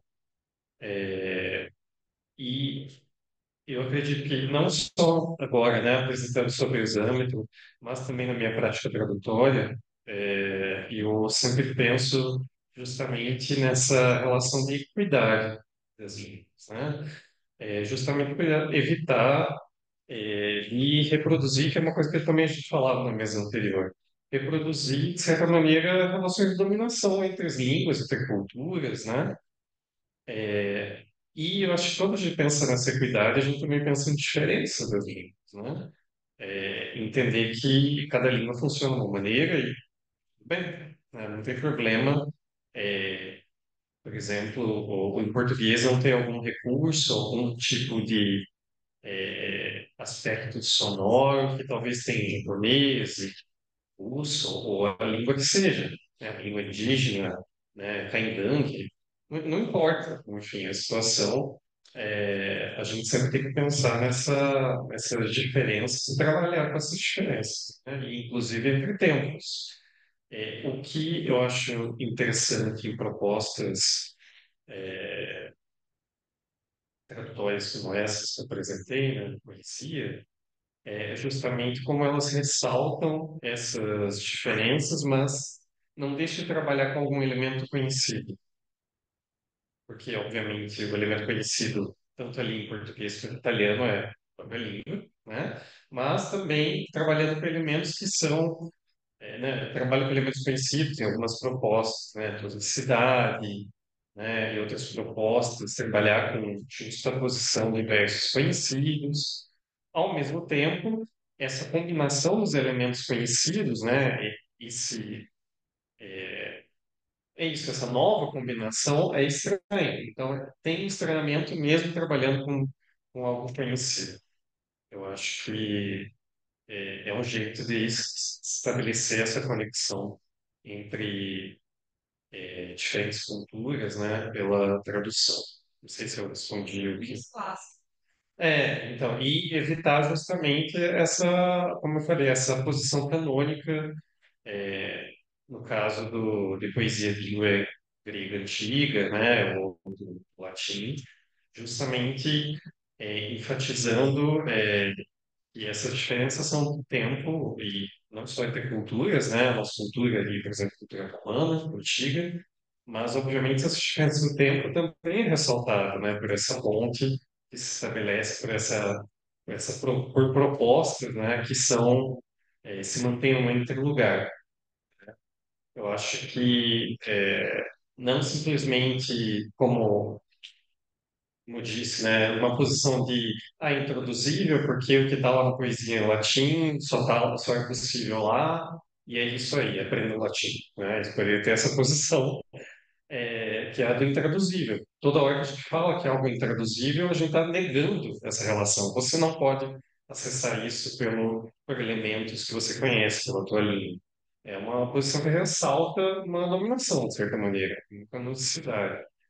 E ao mesmo tempo eu não posso também, não posso, eu posso, né? Mas não, esse tipo de posição também não assume, não, você só pode lidar com coisas que você já conhece. Não, eu acho que é importante pela tradução, pessoalmente acredito, é importante trazer algo de novo e diferente. Talvez esse seja o grande valor, inclusive, de uma coisa que foi mencionada na mesa anterior, das edições bilíngues, né? Eu valorizo muito edições bilíngues justamente por isso. Você está chamando a atenção para a pessoa. Isso aqui vem de outra cultura, de outra língua, né? Estou me estendendo. Bom, o meu pensamento também vai segue a mesma linha, né? Que já foi colocado pelos meus colegas. É, e a gente tem que pensar também que o tradutor, ele não só transita, né? Mas ele faz a ponte entre duas culturas diferentes, dialoga com essas duas culturas, mas ele também tem as suas próprias características, né? Assim, eu, por exemplo, gosto muito de literatura infanto-juvenil, sou muito criativa e tal, e meus colegas, né, têm que ficar me freando, porque na hora eu fico com vontade de adaptar. Não, não, já de calma. Termina. Então, e é bom que isso aconteça, porque a gente acaba chegando ao equilíbrio, né? E outra coisa, a gente precisa também observar o canal, né? É, eu, por exemplo, o texto narrativo para uma peça radiofônica é outro canal, né? São outras semioses que têm de estar presente ali, presentes e, né, tecendo, né, a comunicação, né, tecendo a história. Então, essa transposição, essa adaptação, ela é um pouco mais livre, né, em relação ao texto narrativo do texto narrativo, mas também a gente tem que atentar sempre para essa ponte entre, né, as duas culturas. Então, saber o canal é importante, né? Saber o público-alvo é importante, o que que funciona, como é que vai ser a recepção do meu público-alvo, né? Porque é um pacto comunicativo que você estabelece. Então, para quem, quando, né? Como, através de quê. Então, são coisas que o tradutor se pergunta, né, no momento. E ele acaba, de certa forma, sendo um recriador, né? Um autor. Tem uma polêmica Tem em uma relação. Tem uma Por polêmica. isso que eu falei isso. Então. Se o tradutor é um homem, Mas assim, né, pessoal? ele se inspira, né? E acaba com as adaptações. Por isso que eu falei de certa forma, né? Mas, enfim, era isso que eu queria falar. Observar, né, os elementos que estão presentes nesse pacto comunicativo, né, e fazer a ponte entre as duas culturas. É muito importante saber fazer essa ponte. É, Não, é interessante, porque ultimamente estou trabalhando sobre a tradução da cultura, né, seguindo as teorias do semiótico do Osmo, de conhecido na Itália, né, ele fala dessa questão dos problemas intrínseco em relação às diferenças culturais, né? Então, aquilo que eu posso perceber, né, num contexto, vai ser completamente diferente do seu, né? A criatividade, né? Dentro mesmo de uma cultura, da mesma cultura, Sim. né? Porque você tem vários níveis de culturas, né? Dentro de uma própria, né? Sim. Então, ele fala muito dessa questão da percepção, né? Que é um fenômeno subjetivo, né? Da idade que nos rodeia, né? Cada indivíduo tem uma interpretação, né? Desse ambiente, né? Que não é uma fotografia, digamos, que objetiva daquela realidade, né? Então, não é só aquela, Uma né? fotografia. Vocês falaram, né, também da questão das línguas, né? São prestigiosas, né? As línguas, né? Digamos, da cultura, né? Das línguas eurocêntricas, das línguas, né? Digamos que dominaram, né? Durante todos os séculos e séculos, e dominam até hoje a nossa sociedade, né? Então, não é só aquela realidade, existem várias realidades, né? Eu acho que o trabalho da gente como tradutor é um trabalho extremamente difícil e complexo, porque é um mediar, né, entre culturas, assim, né? E entre tempos também, a gente falou hoje pela manhã, né, do período romântico, né, do como traduzir e trazer para hoje em dia uma Maria Firmina dos Reis, né, que apoia a fala dela, as afrodescendentes na Itália de hoje, por exemplo, né? Como a gente vai adaptar, né, uma escritora do final de 1800, né? Enfim, à realidade, né? Uma Itália intercultural, né? Que vivemos, né? Hoje em dia. Então, acho interessante essa coisa. Eu queria perguntar para vocês, né? Seguindo essa ideia do nosso, da nossa realidade, né? Que a tradução é uma forma de transmitir uma determinada realidade. Se vocês utilizam um método específico para traduzir determinadas realidades, né? Qual é a inspiração que que vocês têm para, né, para uma tradução de uma poesia, vou utilizar um método ou vou fazer um outro tipo de, enfim. Eu queria eu sei que é uma pergunta um pouco complexa, difícil, mas eu gosto desse tipo de coisa. Qual é? Se tem uma inspiração, prefere um modelo teórico para tradução? Tem colegas que seguem, que não, mas gostaria também de ensino, que tem colegas que se adaptam a também. Não. Do ponto de vista geral, por exemplo, eu uso os procedimentos de Barbosa Silva, que foram atualizados também nos últimos anos. Agora, foi um aluno dela, acho que foi uma dissertação de mestrado, agora não lembro o nome, que dividiu esses procedimentos em domesticantes e estrangeirizantes. Então, já, digamos, uma caixa de ferramentas que pode ser útil. São princípios, né? Como eu aplico isso em texto em prosa e como eu aplico um poema vai ser diferente. Obviamente, também, eu acho que seria interessante, como a maioria desses exemplos são interlinguais, inclusive, seria interessante ver se seriam adaptáveis também a traduções intersemióticas. Agora, vejo essa ideia nesse momento. Olha, Eu acho que vai ser um pouquinho mais abstrato. Por exemplo, como é que a gente traz a compensação?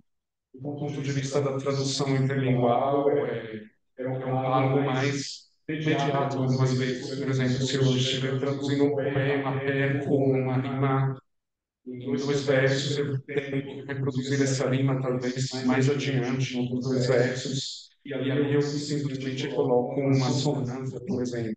Vou fazer isso em âmbito intersemiótico, eu acho que vai ter um pouco mais de criatividade, né? Mas acho que seria interessante pensar não apenas em procedimentos, mas em princípios, tornar os princípios que fossem adaptáveis às traduções adaptáveis.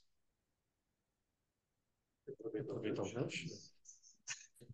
bom, Muito bem o tempo. conforme eu citei, né, no aporte teórico, a gente tem o modelo funcionalista da Cristiane Norte, né?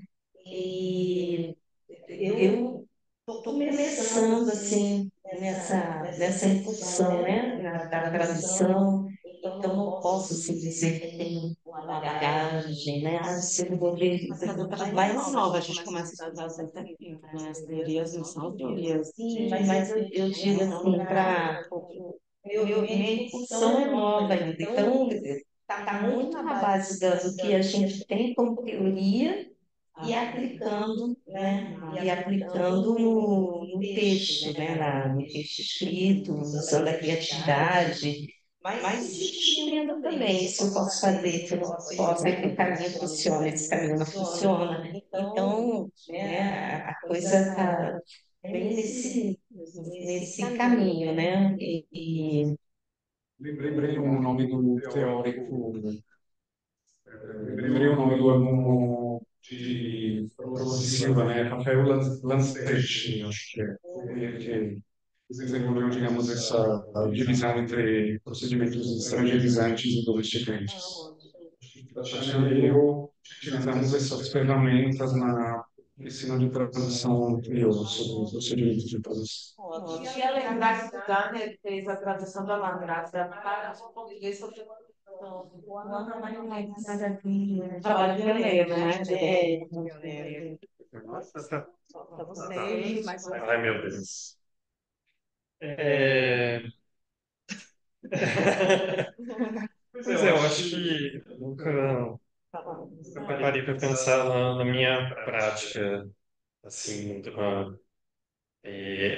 obviamente eu já pensei teoricamente, mas eu não sei dizer se eu realmente coloco na prática essa teoria. De todo modo que eu, geralmente, pensando agora, né, geralmente quando eu vou traduzir, eu tento também, não é pensando justamente nisso que a gente falou agora de ponte, né?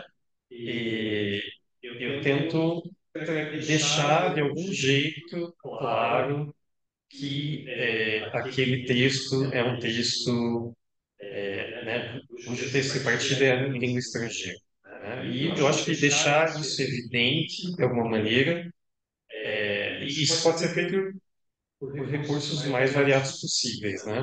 Então, não diria que, né, pensando nessa divisão bem tradicional, né, de domesticador e estrangeirizante, eu não sei se é onde eu estou, mas eu acho que talvez não domesticadora.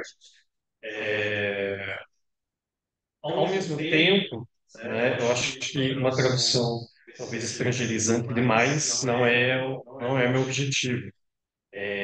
Eu sempre converso com outros amigos tradutores, né? Tenho vários amigos que trabalham com tradução, amigos e amigas, e eu sempre falo que eu evito ao máximo nota e rodapé.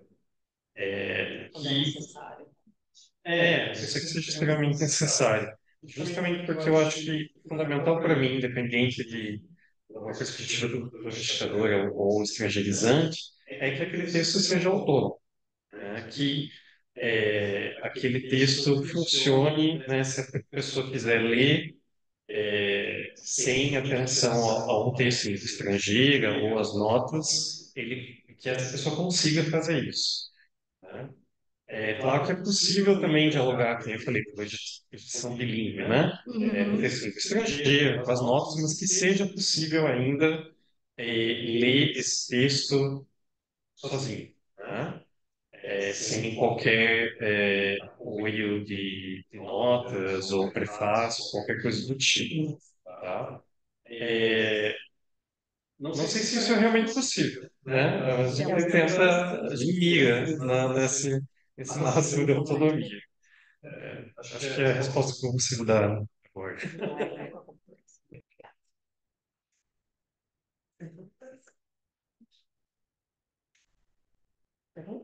No chat, no chat. É, no chat, gente que está no Zoom pode falar. 11, Não, não tem. as mensagens estão aqui. Não, não tem nenhuma pergunta. Não tem nenhuma pergunta. Se tem alguma pergunta, vocês estão em casa. E aqui, todos tímidos, todas tímidas.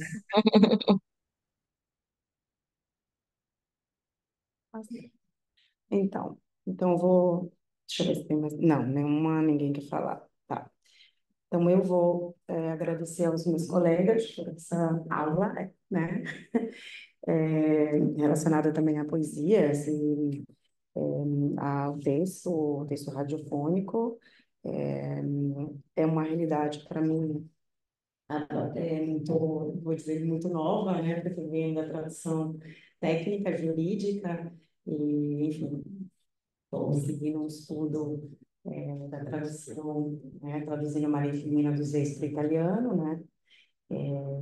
Enfim, gostaria de agradecê-los. Eu sei que a última pergunta que eu fiz é uma pergunta meio diabólica, porque eu me encontro nessa mesma situação, né? E como eu falei hoje de manhã, eu sou uma tradutora de afetos, né? Como o nosso colega lá estava falando, eu me coloco à disposição de uma autora, de uma mulher, né? Para dar voz a essa mulher, então me sinto como uma tradutora de afetos, né? Uma mediadora intercultural, que é a minha base. Eu gostaria de agradecê-los, agradecer a Jade, foi uma aula para mim, né? Acho que para vocês também, e espero todos todas amanhã aqui conosco,